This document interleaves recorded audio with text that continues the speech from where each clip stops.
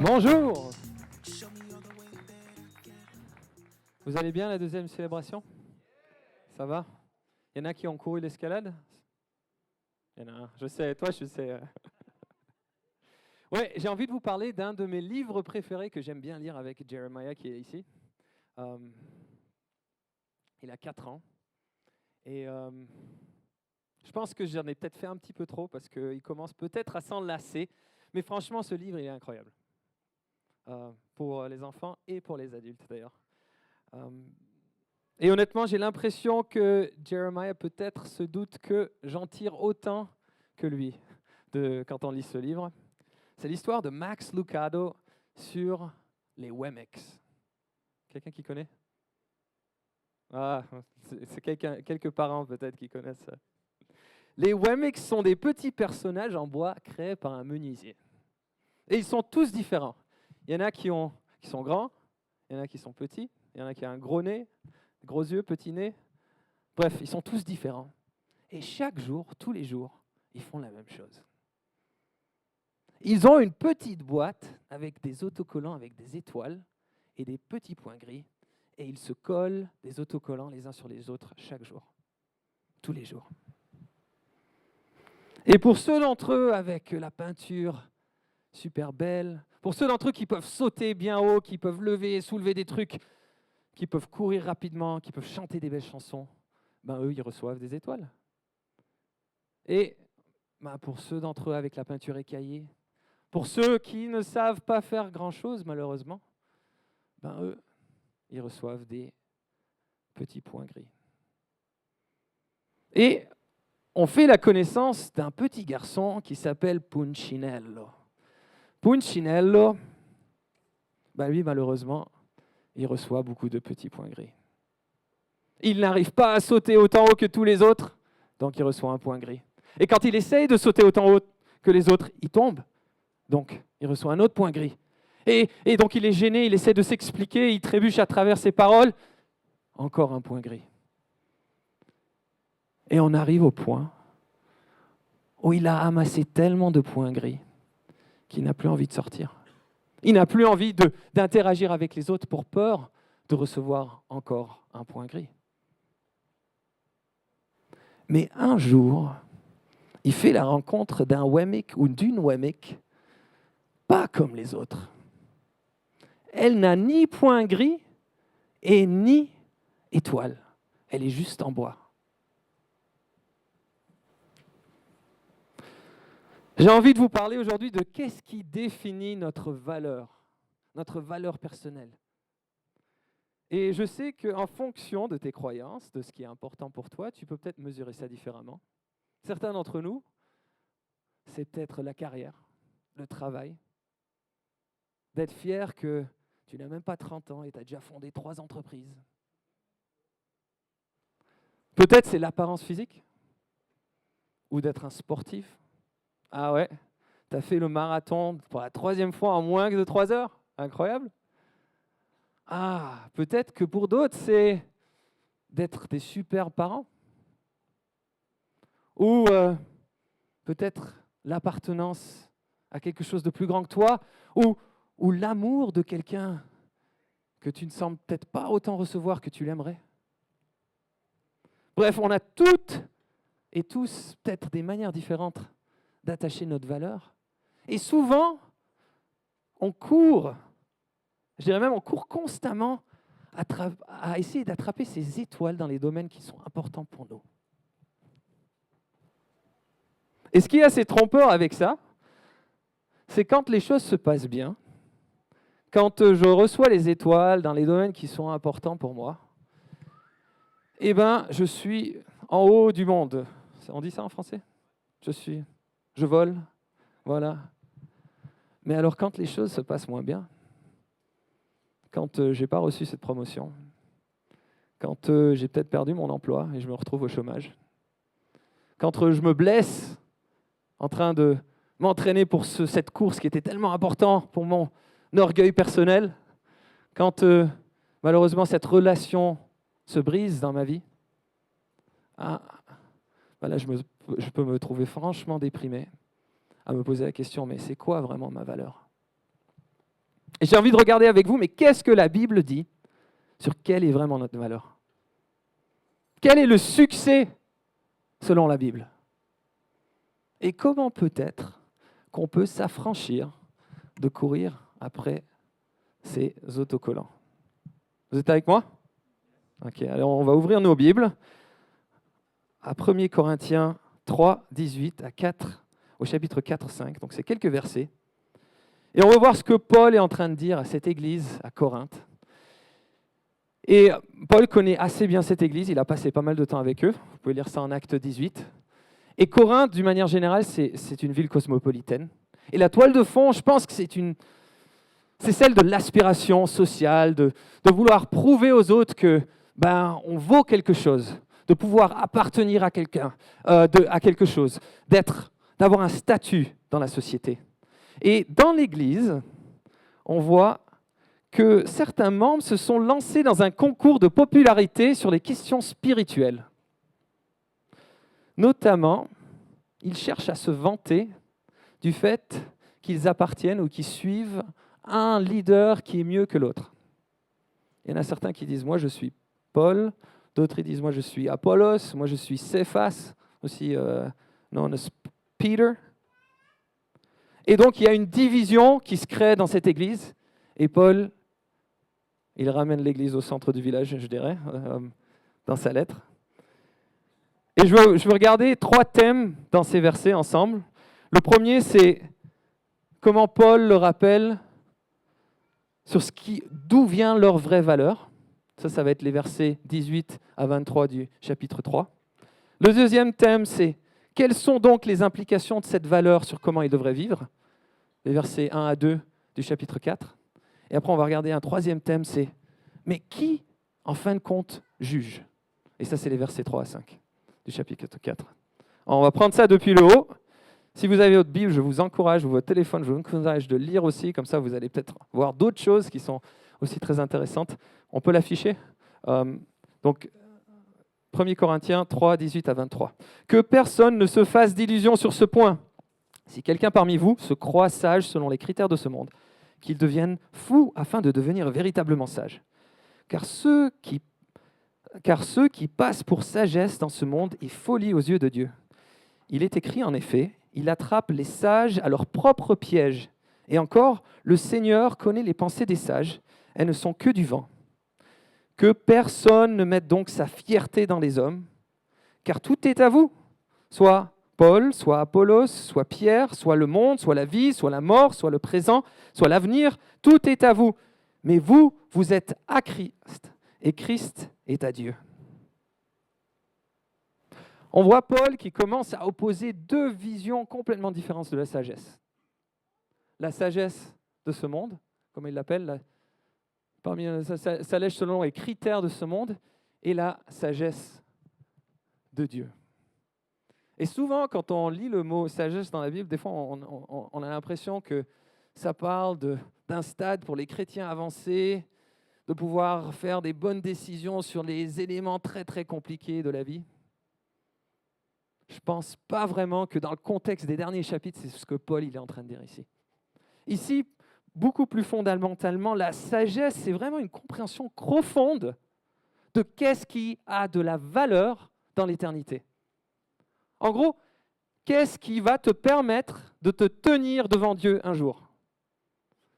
La sagesse, même si tu vas un peu quelques chapitres avant, au premier chapitre de Corinthiens, verset 30, c'est Christ lui-même qui est appelé notre sagesse en relation avec son œuvre à la croix. On lit, c'est à cause de lui que vous êtes dans le Christ Jésus, qui est devenu pour nous la sagesse de Dieu, c'est-à-dire notre justice, notre sainteté et notre rédemption.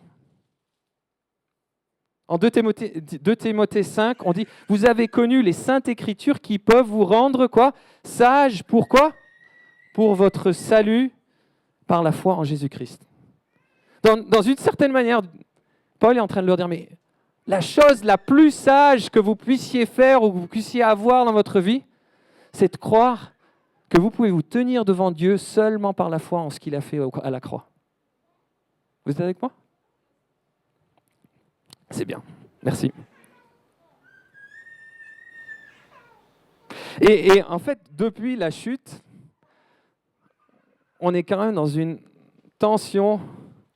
Ah, je vois que c'est pas les miens. Euh,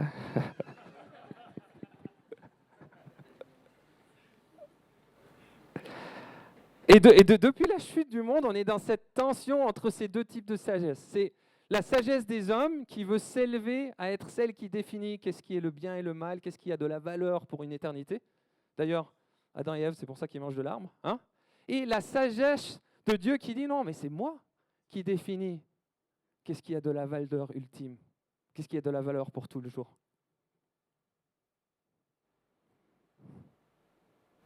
Et Paul est en train de leur dire, vous l'avez vu, il est en train de leur dire, mais la sagesse du monde dans les yeux de Dieu, c'est de la folie. C'est un piège. Pire, il est en train de dire, c'est une illusion. C'est de l'auto-illusion, je dirais même. Vous savez, la chose avec de l'auto-illusion, c'est qu'on ne s'en rend pas compte qu'on est trompé. Et on entend souvent on a déjà entendu des témoignages de personnes qui, à la fin de leur vie, ils ont une carrière énorme, ils ont fait beaucoup d'argent, ils se retrouvent sur un lit d'hôpital. Et ils ont un regret, c'est de ne pas avoir passé assez de temps avec leur famille. Ils ont un regret, c'est de ne pas avoir connu leurs enfants assez. Et des fois, je me demande combien d'entre nous à la fin, combien de personnes à la fin, ils vont se rendre devant Dieu, élever leur palmarès de choses, d'étoiles qu'ils ont bien accumulées dans les domaines qui sont importants pour eux, et pointer ça vers Dieu et dire à Dieu, mais Dieu, tu vois l'incroyable personne que tu as pu attraper avec ce palmarès?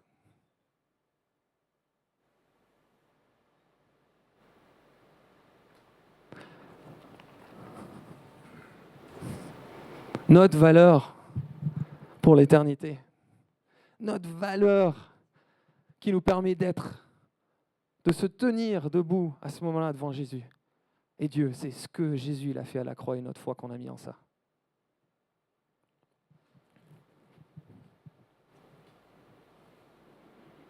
Mais il ne s'arrête pas là, Paul. Il continue à leur dire, non seulement vous avez le salut à travers votre foi en Jésus, mais il leur dit, vous avez tout. Attends, je vais le reprendre le verset, là, comme ça on l'a devant la tête. Que personne ne mette donc sa fierté dans les hommes, verset 21, car tout est à vous. Soit Paul, soit Apollos, soit Pierre, soit le monde, soit la vie, soit la mort, soit le présent, tout est à vous. Par ce que Jésus il a accompli à la croix, nous sommes non seulement justifiés, mais on est aussi élevés, ressuscités avec Jésus. On lit en Éphésiens 1,7, en Christ, parce qu'il s'est offert en sacrifice, nous avons obtenu quoi? La délivrance. Il pardonne toutes nos fautes. En 2 Corinthiens 5, 17, on lit « Ainsi, si quelqu'un il est en Christ, il appartient à une nouvelle création. » Galates 3, 26, « Car par la foi en Jésus-Christ, vous êtes des fils et des filles de Dieu. » Éphésiens 2, 6 à 8, « En Christ, nous sommes ressuscités. Il nous a fait siéger les uns et les autres dans un monde céleste. » Et il a fait ça afin de démontrer pour tous les âges à venir l'extraordinaire richesse de sa grâce qu'il manifeste en Jésus-Christ par sa bonté envers nous.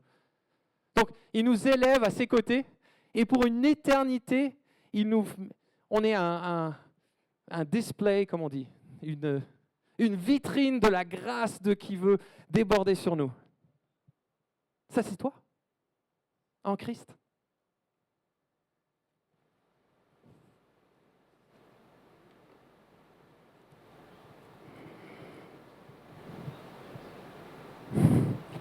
Pourquoi se vanter alors? Pourquoi chercher des étoiles?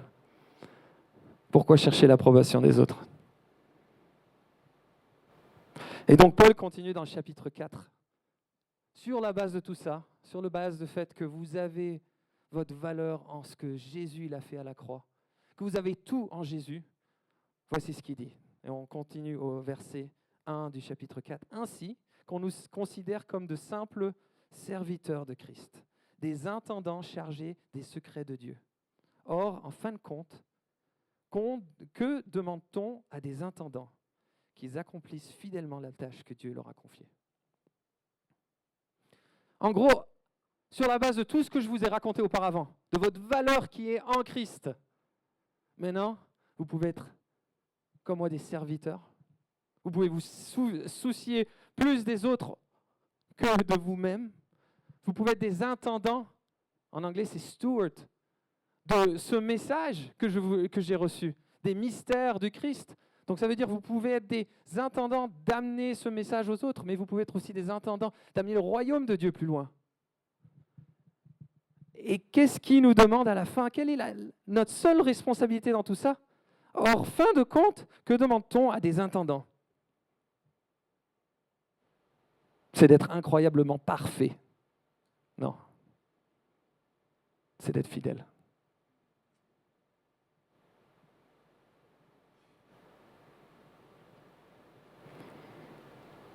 Vous vous rappelez de la phrase qu'on lit dans Matthieu 25 où le maître dit « Bravo, bon et fidèle serviteur ». Dieu, il nous a mis à disposition des choses. Et si on n'est pas en train de se soucier constamment de comment on remplit le vide dans nos propres vies et qu'on arrive d'un débordement de ce qu'il a mis dans nos vies, se tourner vers les autres, eh bien, on a l'occasion d'être des fidèles serviteurs, des gens qui se tournent vers les autres.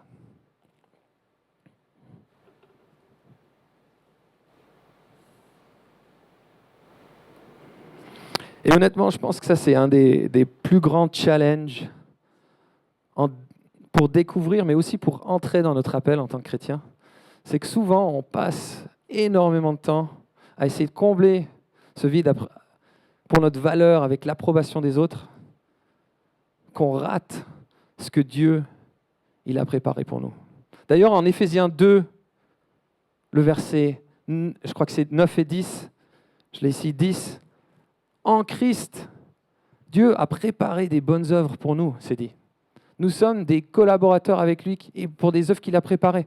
Et si tu es constamment en train de te soucier de comment tu vas générer de l'approbation pour les choses qui sont importantes pour toi, ça va être très difficile de voir ce qu'il a déjà préparé pour toi. Dieu seul peut juger. On continue à lire dans 1 Corinthiens 4, 3 à 5. Pour ma part, peu m'importe le jugement que vous ou une instance humaine pouvez porter sur moi. Dans une autre traduction, c'est par un tribunal humain. Donc peu m'importe le tribunal humain. D'ailleurs, je ne me juge pas non plus moi-même, car bien que je n'ai rien à me reprocher, ce n'est pas cela qui fait de moi injuste. Celui qui me juge, c'est le Seigneur. Ne jugez donc pas avant le temps. Attendez que le Seigneur revienne. Il mettra en lumière tout ce qui est caché dans les ténèbres et il dévoilera les intentions véritables qui animent les cœurs. Alors chacun recevra de Dieu la louange qui lui revient. Paul souligne qu'en fait, il n'est pas très intéressé par ce que les autres pensent de lui. Et je ne pense pas qu'il est en train de dire, moi, le feedback des autres, ça ne m'intéresse pas. En gros, je vais vivre dans ma bulle. Je ne suis pas intéressé par comment je peux m'améliorer par le feedback des autres. Il est en train de dire, mais moi, je n'ai pas envie de constamment me remettre dans ce tribunal humain où je surélève l'opinion des autres vis-à-vis de l'opinion de Dieu sur ma vie. Je ne vais pas constamment retomber dans ce piège.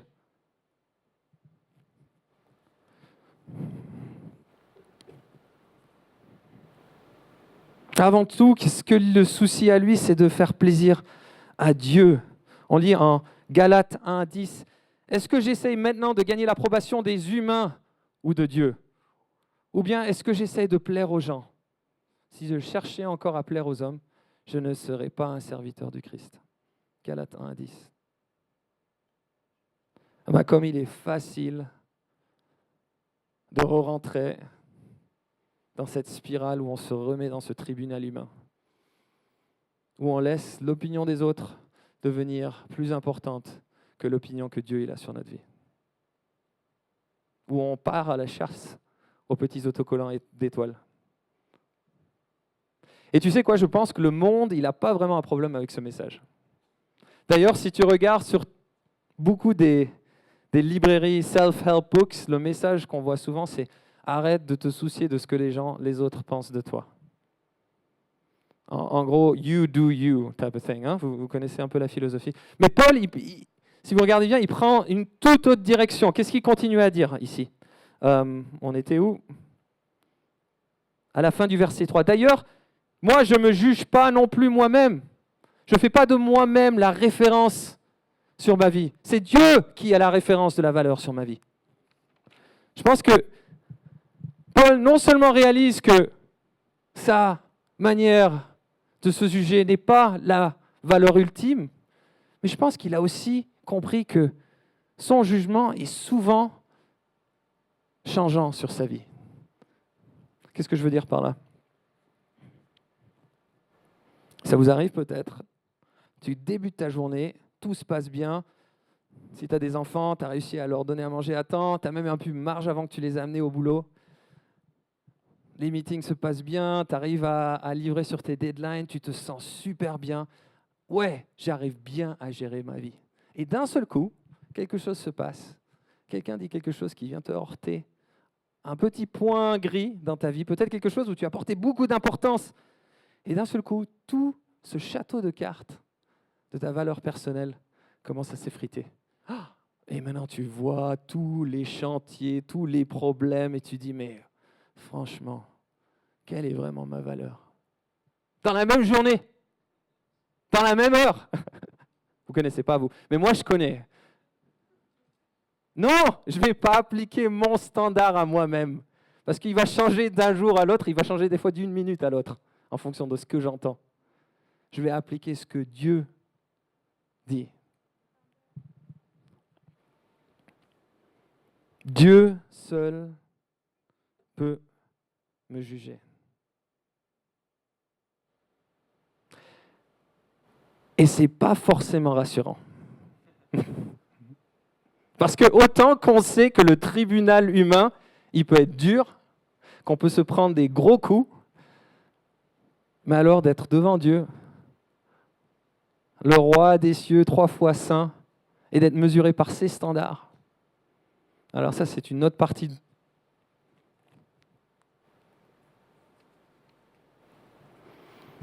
Et je crois que c'est exactement là où la bonne nouvelle rentre en jeu. C'est Jésus lui-même qui est rentré dans le tribunal à notre place. C'est Jésus lui-même qui est rentré dans le tribunal humain. Il s'est fait juger par les hommes. Il s'est fait torturer. Il s'est fait injurer, moquer. C'est Jésus lui-même qui est rentré dans le tribunal céleste. Il a pris le verdict qui nous était vraiment alloué à nous, sur lui. Et à ce moment-là, notre incapacité de se tenir devant Dieu, ça a été transféré sur Jésus. Et sa justice, le fait que lui, il le peut, il a été transféré à nous, à la croix. Et ça, c'est le grand échange. Ça, c'est la plus incroyable nouvelle. Donc lundi matin, quand tu te rentres au boulot, tu n'as plus besoin de rentrer dans cette courtroom, pour être jugé par les autres. Quelqu'un d'autre l'a fait à ta place.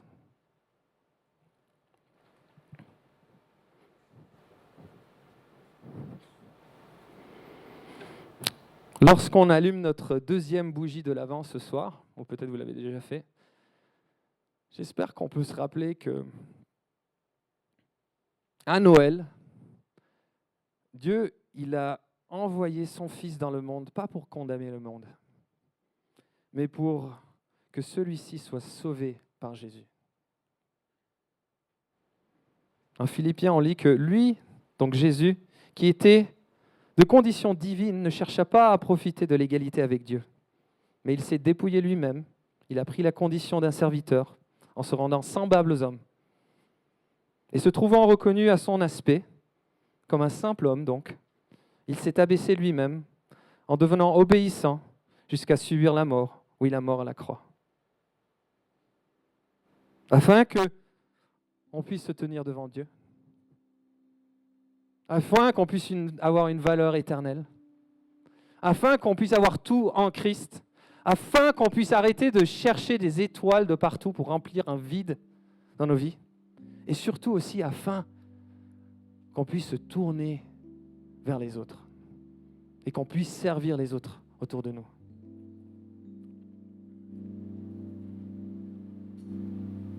Mais alors, comment on fait ça d'une manière pratique? Comment on arrête de courir après les autocollants? Comment on arrête de rentrer dans ce tribunal humain? Vous vous rappelez de Lucia, la Wemmick que Punchinello a rencontrée? Punchinello lui demande, « Hé Lucia, comment ça se fait que les autocollants ils ne collent pas à toi ?» Et Lucia lui dit, « Mais tu sais, chaque jour, moi je monte sur la colline et je vais passer du temps avec celui qui nous a créé, le menuisier. » Et Punchinello, il prend son courage et il monte et il passe du temps avec son créateur qui s'appelle Eli. Et Eli lui raconte à quel point il l'aime, à quel point il se soucie pour lui et à quel point ces petits autocollants vont simplement pas coller s'il arrive à porter plus d'importance sur ce que Eli, son créateur, pense de lui que ce que les autres pensent de lui. Et ce qui m'interpelle dans l'histoire, c'est qu'à la fin de ce dialogue, Punchinello, il sort de la chambre où il était avec Eli, il réfléchit à tout ça, et d'un seul coup, il y a un petit point gris qui tombe par terre. Pas tous les points, un petit point. Et j'aime ça dans l'histoire. J'aime pas le fait qu'on ne puisse pas tout perdre nos points gris d'un coup, mais j'aime le fait parce que ça nous rappelle que c'est un processus des fois. C'est pas nécessairement d'un jour à l'autre que toutes tes choses qui sont tellement fondamentalement ancrées que tu as pensé, ça va me donner ma valeur, ça va pas se partir d'un jour à l'autre. Mais quand on passe du temps avec Dieu, quand il nous rappelle qui il est, quand il nous rappelle qui on est dans ses yeux, quand il nous rappelle qu'est-ce qui va nous faire être vraiment contents, comblés dans nos vies, des fois, il y a un petit point gris qui tombe, ou deux, ou trois, ou quatre. Et au fur et à mesure, on peut pointer les autres vers Eli. Au fur et à mesure, on peut arrêter de se soucier de est-ce que j'ai reçu un point ou est-ce que j'ai reçu une étoile. Parce que je sais que ma valeur est en Jésus et que pour une éternité, je suis bon.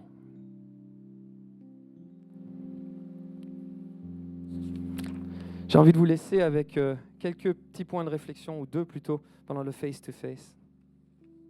La première, c'est si tu vois que tu as peut-être un point gris ou une étoile, un autocollant, qui a pris trop d'importance dans ta vie, où tu t'es trop laissé définir par ça vis-à-vis de ce que Dieu il dit de qui tu es.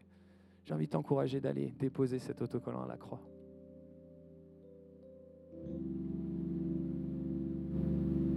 Et tu sais ce que c'est? Dieu sait ce que c'est. Il a envie de te rappeler à quel point il t'aime. Et peut-être que ces autocollants, ça fait quand même un sacré temps que tu as essayé de les enlever. Mais ils s'accrochent bien. C'est devenu vraiment part de ton identité. J'ai envie de t'encourager peut-être de trouver quelqu'un autour de toi et de prier avec cette personne. Deuxième point de réflexion, c'est j'ai envie de vous encourager de, comme Punchinello, d'aller rencontrer votre Créateur régulièrement. Passer du temps avec lui, d'apprendre à le connaître comme votre ami, d'apprendre à connaître ce qu'il pense sur votre vie. Comme ça, quand on se rend sur nos lieux d'école, nos lieux de travail, on y va avec une identité qui n'est pas forgée par ce que les autres pensent de nous, mais parce que lui, il pense de nous. Et moi, je suis convaincu qu'une église remplie de gens qui ont de moins en moins de points gris et d'étoiles, elle peut se tourner de plus en plus vers les gens qui ont besoin d'elle.